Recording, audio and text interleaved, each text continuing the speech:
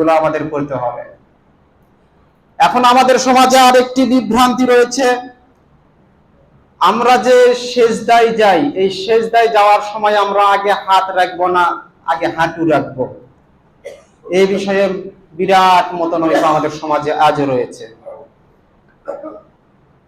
আসলে আগে হাত রাখবো না হাঁটু রাখবো, এ ব্যাপারে দুই রকম হাদিস পাওয়া যায়, তবে হাদিসের মধ্যে কিছু জাল জয়ীফ রয়েছে।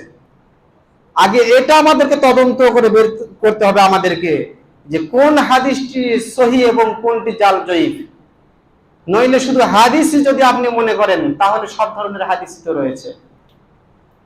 কাজেই জাল জয়ীফ হাদিস আমাদেরকে চিহ্নিত করে ইবাদত করতে হবে। সেজদায় যাওয়ার সময় আগে হাত রাখবো না হাঁটু রাখবো, এ ব্যাপারে আপনি আবু দাউদ খুলুন 838 নম্বর হাদিস, তিরমিজি 268 নম্বর হাদিস, নাসাই শরীফ আপনি খুলুন 1079 নম্বর হাদিস, আপনি পেয়ে যাবেন আন ওয়াইল বিন হুজুর রাদিয়াল্লাহু আনহু বলেন, ওয়াইল বিন হুজুর রাদিয়াল্লাহু আনহু বলেন, রাআইতুন নবী সাল্লাল্লাহু আলাইহি ওয়াসাল্লাম, আমি রাসূল সাল্লাল্লাহু আলাইহি সাল্লামকে দেখেছি, ইজা সাজাদা, যখন তিনি সিজদা করতেন, ওয়াদা কাফাইহি ওয়াদা রুকবাতাইহি ক্বাবলা ইয়াদাইহি, তখন তিনি হাত রাখার পূর্বে হাঁটু রাখতেন। যখন তিনি সিজদায় যেতেন তখন তিনি হাত রাখার পূর্বে হাঁটু রাখতেন। ওয়াইজা নাহাজা, আর যখন তিনি সিজদা হতে উঠে দাঁড়াতেন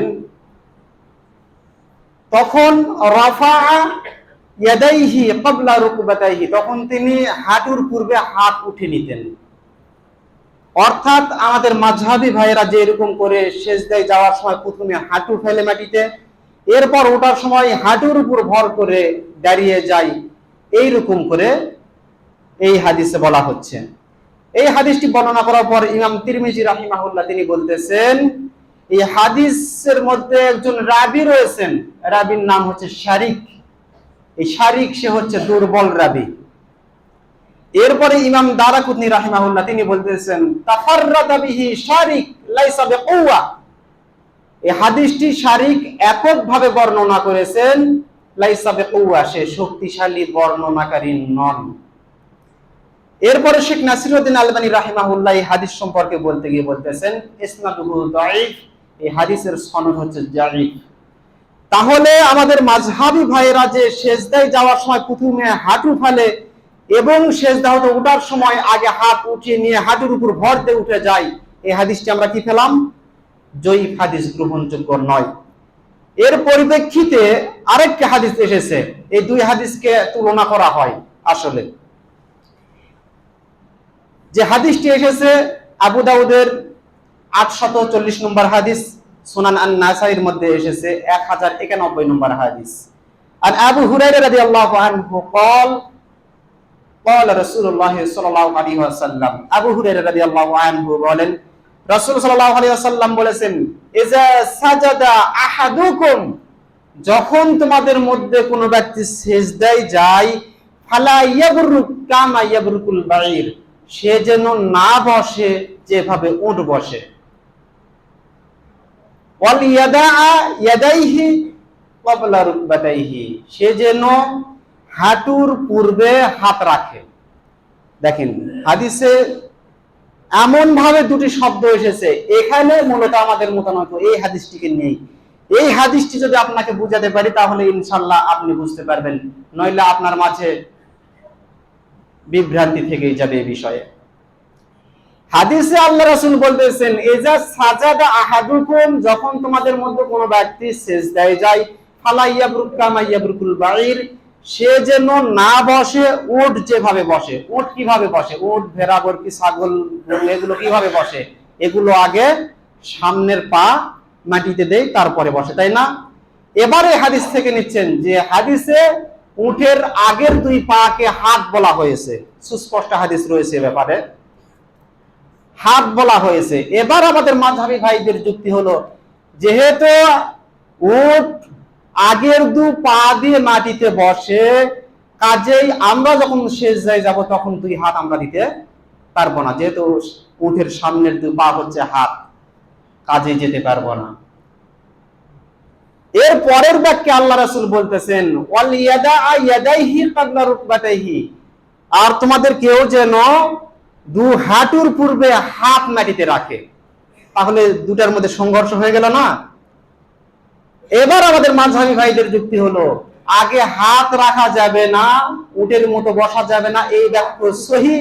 পরেকার বাক্য যেটি যে তোমরা হাঁটুর আগে হাত রাখো, এটা রাবি ভুল করেছেন, এটা রাবির ভুল।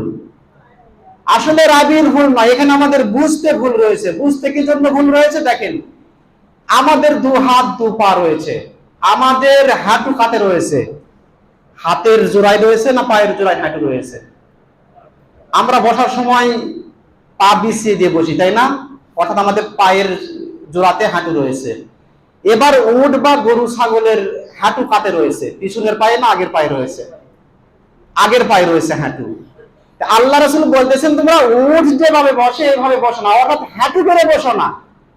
এখানে আমাদের বুঝতে ভুল রয়েছে যে হাত আগে না দিয়ে বসার, হাত আগে দিয়ে বসার কথা আল্লাহ রাসূল নিষেধ করেন নাই। মূলত হাঁটু করে তোমরা যখন সিজদায় যাবে তখন তোমরা বসো না, এখানে হাঁটুর কথা হবে মূলত।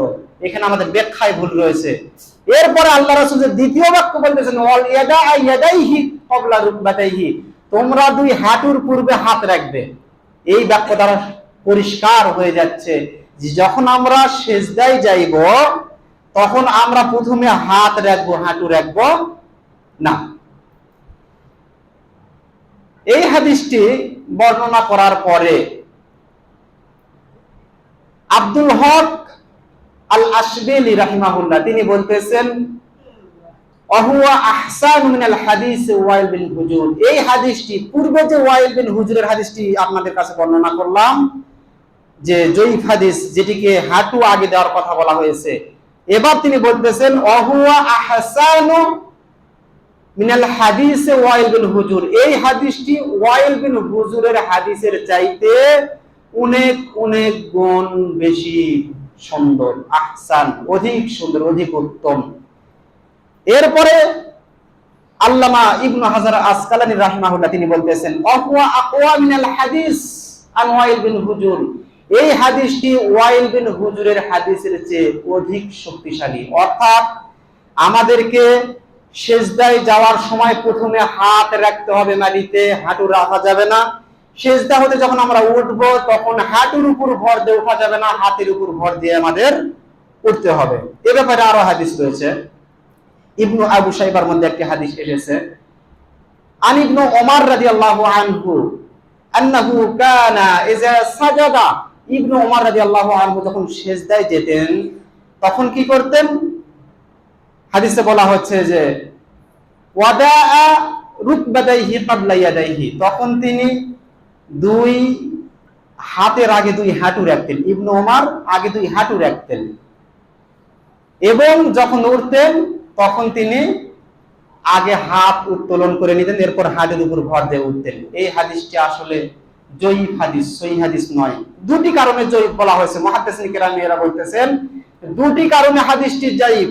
এক, এই হাদিসের মধ্যে আবু লাইলা নামে একজন রাবী রয়েছেন। এই আবু লাইলা নামে রাবী, তিনি হচ্ছেন জয়ীফ রাবী। এই রাবী বর্ণনা করেছিলেন এই যে আপনার সবই বরাতের হাদিসগুলো, যেগুলো জয়ীফ হাদিস সবগুলোই এই আবু লাইলা, এই হাদিসটি বর্ণনা করেছেন আবু লাইলা, জয়ীফ রাবী, তিনি গ্রহণীয় নয়।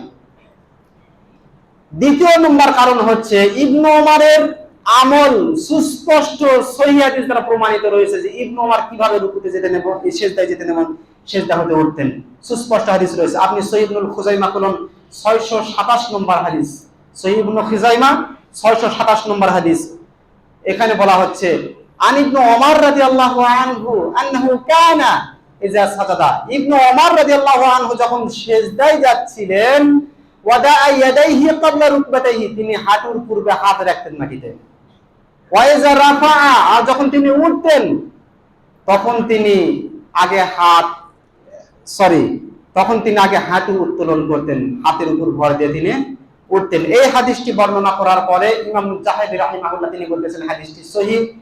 এরপরে শেখ মুহাম্মদ নাসিরউদ্দিন আলবানী রাহিমাহুল্লাহ তিনি বলতেছেন সহিহ। আরো অনেক মুহাদ্দিসিন কিরাম হাদিসটিকে সহিহ বলেছেন।